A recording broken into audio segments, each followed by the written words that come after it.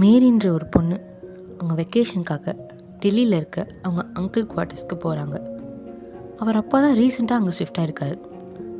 மேரியை பற்றி சொல்லணுன்னா அவங்களுக்கு பேய், பிசாசு, ஆத்மா இந்த மாதிரி எந்த விஷயத்துலையும் சுத்தமாக நம்பிக்கை இல்லாத ஆள். ஸோ அன்றைக்கி ஃபுல் டே ட்ராவல், ஷாப்பிங் அதிலே போயிடுது. சாப்பிட்டுட்டு ஒரு 10 மணிக்கு தான் அவங்க அங்கே அங்கிள் குவார்ட்டர்ஸ்க்கு போகிறாங்க. போய் இறங்குறாங்க. அவரோட வீடை பற்றி சொல்லணுன்னா என்ட்ரன்ஸ்லேயே பால்கனி, ஒரு பெரிய பால்கனி, அது பக்கத்தில் ஒரு ரெஸ்ட் ரூம், லிவிங் ஏரியா, அதுக்கு அடுத்தடுத்து பெட்ரூம்ஸ் இருக்கும். மேரி வந்த டயர்ட்லேயே லிவிங் ரூமில் இருக்க சோஃபாவில் படுத்து தூங்கிடுறா. அவங்க அம்மா, அவங்க கூட அந்த சிஸ்டர்ஸ் அவங்களுக்கு அவங்க அங்கிள் வீடை சுற்றி காமிச்சிட்ருக்காங்க. மேரி படுத்திருக்க இடத்துலேருந்து பார்த்தா அந்த பால்கனி நல்லாவே தெரியுது. அந்த இடம் ஃபஸ்ட் அவளுக்கு பார்க்குறதுக்கே லைட்டாக க்ரீப்பியாக தான் இருக்குது, ரொம்ப நெகட்டிவாகவும் இருக்குது. இவன் ட்ராவல் பண்ணிட்டு வந்த டயர்டில் லைட்டாக தூங்கிடுறான். 5 மினிட்ஸ் திடீர்னு அவளுக்கு முழிப்பு வருது. அப்போ அந்த பால்கனியில் பார்க்குறா.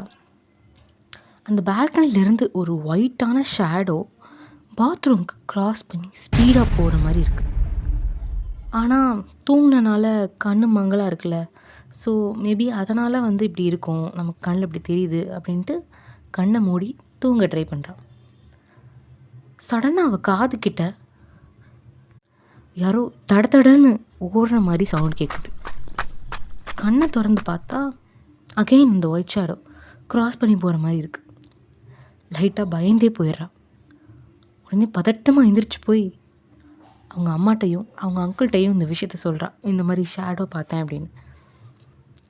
கேட்ட உடனே அவங்க அங்கிள் ஃபேஸ் ரியாக்ஷனே மாறுது.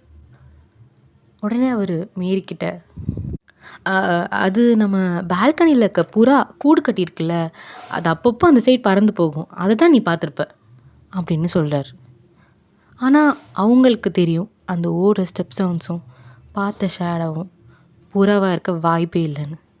சரி, இதை பெருசாக எடுத்துக்காமல் அவங்களுக்கு கொடுத்த ரூமில் போய் படுத்துடுறாங்க. அவளும் அவள் சிஸ்டரும் ஒரு ரூமை ஷேர் பண்ணி படுத்துடுறான். அந்த பெட்ரூம் எப்படி இருக்குன்னா பெருசாக கொஞ்சம், அந்த வீட்லேயே இந்த ரூம் தான் கொஞ்சம் பெருசாக புக் ஷெல்ஃபோட இருக்குது. இவள் சிஸ்டரும் இவளும் வந்த டயர்டில் நல்லா படுத்து தூங்கிடுறாங்க. மார்னிங் எந்திரிச்சு அவள் மார்னிங் ரொட்டீன்லாம் பார்த்துட்ருக்கா மேரி. சரி குளிக்கலாம் அப்படின்ட்டு இந்த அவளோட லக்கேஜ் பேக் இருக்குல்ல, அதுலேருந்து ட்ரெஸ் எல்லாம் வெளியே எடுத்துகிட்ருக்கா. அப்போது மைல்டாக லேசாக அவளுக்கு ஒரு ஏதோ எரியிற ஸ்மெல் வருது. சுற்றி முற்றி பார்க்குறா, எதுவுமே இல்லை எரியிற மாதிரி.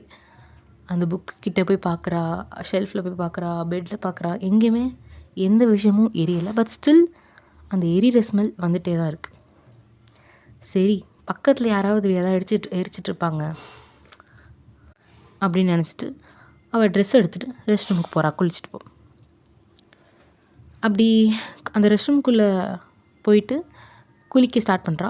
ஆனால் அவளுக்கு அந்த ரெஸ்ட் ரூம்குள்ளே வந்ததுலேருந்தே கூட வேறு யாரும் இருக்கிற மாதிரி ஒரு ப்ரெசன்ஸை உணர்றா. பயங்கரமான நெகட்டிவ் வைப்ரேஷன் அந்த பாத்ரூமில் அவள் உணர்றா. லைக் நம்ம கூடவே யாரோ நின்று நம்மளை பார்க்குற மாதிரி ஒரு ஃபீலிங். இது பார்த்துட்டு பேய்னா நம்பாத அந்த பொண்ணை பதறி அடித்து வெளியே போனால் போதுண்டு பதறி போய் வெளியே வராங்க. வந்தோடனே அவங்க அம்மா கிட்ட நடந்ததெல்லாம் சொல்கிறாங்க. எனக்கு இந்த வீட்டில் வந்தது நெகட்டிவ் வைபாக இருக்குன்னு. பட் அவங்க அம்மா இதெல்லாம் பெருசாக எடுத்துக்கல. இது புது வீடு, அஃப்கோர்ஸ் புது வீட்டில் தாங்கன்னா அந்த மாதிரி ஏதாவது கெட்ட கனவு வரும், நீ பயந்துருப்ப அப்படின்னு சொல்லி அவளை கன்வின்ஸ் பண்ணிடுறாங்க. அங்கே தங்கின நெக்ஸ்ட்டு 5 டேஸும் சேம் இதே தான் அவளுக்கு நடந்திருக்கு. அந்த ஷேடோவை பார்க்குறது பால்கனியில், அந்த பாத்ரூம் நெகட்டிவ் ஃபீல், அவள் ரூமில் தீ பிடிச்ச ஸ்மெல், இதெல்லாம் தொடர்ந்து நடந்திருக்கு அவளுக்கு. ஸோ அந்த வீட்டில் அவள் தங்கின அந்த 5 நாளும் அந்த ரூமில் அவள் இருக்கவே மாட்டாள் தனியாக. அந்த வீட்லேயும் தனியாக போகவே மாட்டாள். இந்த வீட்டில் எங்கே போனாலுமே அவளுக்கு பயமாக இருக்கும். வீட்டில் நடமாடுறதுக்கே ரொம்ப பயப்படுறான். அந்த 5 நாளும் பயந்துகிட்டே தான் ஸ்பெண்ட் பண்ணுறான். ஆனால் இது அவங்களுக்கு மட்டும்தான் நடக்குதே தவிர வேறு யாருக்கும் நடக்கலை. ஸோ அதை யார்கிட்டையும் அதுக்கப்புறம் ஷேர் பண்ணல. 2 வருஷத்துக்கு அப்புறம் அவளுக்கு இந்த சம்பவத்துக்கான பதில் கிடைக்கிது. 2 வருஷத்துக்கு அப்புறம் அவங்க அங்கிள் வேறு ஹவுஸுக்கு ஷிஃப்ட் ஆகிட்டாரு அப்படின்னு அவளுக்கு தெரிய வருது. இதை பற்றி அவங்க அங்கிள்கிட்ட அவள் கேட்டப்போ அவர் அங்கிள் ஒரு உண்மையை போட்டு உடைக்கிறார். என்னன்னா, அது ஒரு ஹாண்டட் ஹவுஸ். நிறைய கெட்ட விஷயங்கள் அங்கே நடந்திருக்கு. இதுக்கு முன்னாடி ஃபியூ இயர்ஸ் பேக் அங்கே ஒரு பொண்ணு தன்னை தானே நெருப்பில் பற்ற வச்சுக்கிட்டு சூசைட் பண்ணியிருக்காங்க. அந்த பொண்ணு நெருப்பு ஏறி அந்த பெயின் தாங்க முடியாமல் பால்கனிலேருந்து பாத்ரூமுக்கு ஓடி போயிருக்காங்க. பட் அன்ஃபார்ச்சுனேட்லி அந்த பாத்ரூம்லேயே அவங்க இறந்துட்டாங்க. இதெல்லாம் சொல்லி உங்கள் வெக்கேஷன் ஸ்டேவை கெடுக்க வேணாம்னு தான் சொல்லலை. அதுக்கப்புறம் எனக்கும் சில அமானுஷங்கள் நடந்துச்சு. என்னால் அந்த வீட்டில் இருக்க முடியல, அதான் ஷிஃப்ட் ஆகிட்டேன் அப்படின்னு சொல்கிறேன். இதை கேட்டோடனே அந்த பொண்ணுக்கு தூக்கி வாரி போட்டுருச்சு. இது ஒன்று நான் கேட்கும்போது அவங்களுக்கு நடந்த எல்லா விஷயமும் கரெக்டாக வருது அவங்க புரிஞ்சுக்கிறாங்க. அந்த பேல்கனியில் பார்த்த உருவம், ஓடி போகிற மாதிரி அந்த வெள்ளை உருவம், அந்த பெட்ரூமில் பேசின எரிஞ்ச ஸ்மெல், பாத்ரூமில் நெகட்டிவான வைப்ரேஷன், யாரோ கூட இருக்க மாதிரி இருக்க ப்ரெசன்ஸ், இது எல்லாமே அவளுக்கு புரிய வந்தது. That's it. இந்த மாதிரி உங்கள் லைஃப்பில் நடந்த ghost encounters or paranormal experience எதுவாக இருந்தாலும் உங்கள் கதையை எனக்கு மெயில் பண்ணுங்கள். டிஸ்கிரிப்ஷனில் மெயில் ஐடி கொடுக்குறோம். எங்களுக்கு வர எந்த ஸ்டோரியும் நாங்கள் இன்க்ளூட் பண்ண மாட்டோம்.